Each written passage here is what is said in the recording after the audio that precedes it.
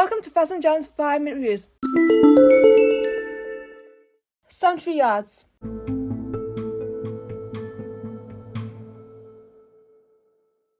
I was expecting 73 yards to be not the best, and unfortunately it was the weakest of the series so far. This was Millie Gibson's show, and rightly so. Remember, Millie was only 18 years old and she's late. Apart from that moment of misjudgment, which I'll get to as it's bad. Yes, B-A-D. Bad. I felt for Ruby, and I didn't like her being isolated, but in fairness, it did work in her favour.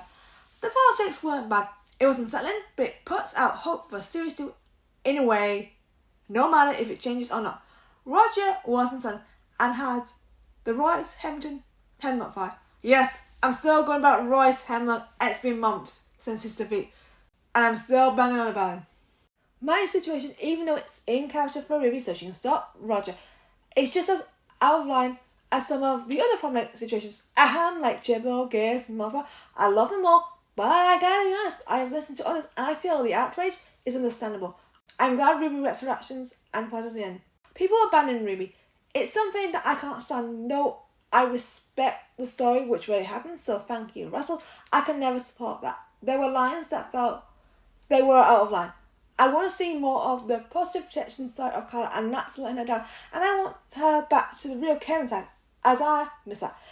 I don't think Law Force 99 and Jen Jam's success is helping, as they all deserve the love. Michelle Greenwich is a talent, and I feel she deserves a better story. So hoping that's going to happen, as I feel bad for her struggling in a tough field of adopted parents. However, I think that should change, so don't worry. I like the fact that 73 yards was the distance between Ruby and the woman, and she uses that to defeat Roger, risking her life in the process, but she manages to do it in time.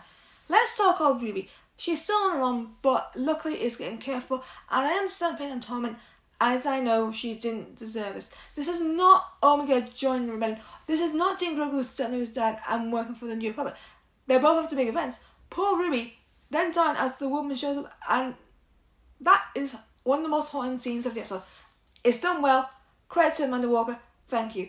And Millie, once again, I love what you did as you played an older Ruby. Thank you.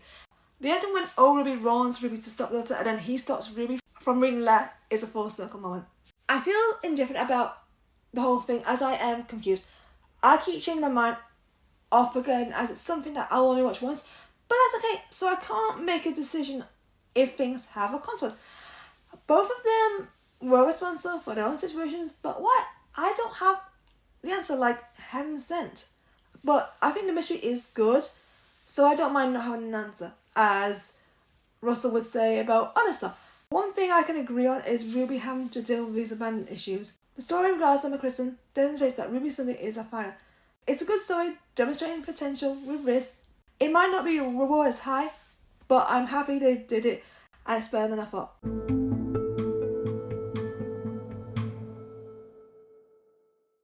That's it for this 5-minute review.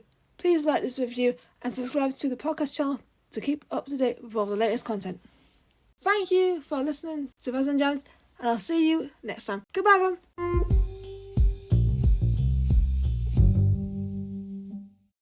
Thank you for listening to the podcast. Subscribe to Fasman Jones and stay tuned for more podcasts. See ya!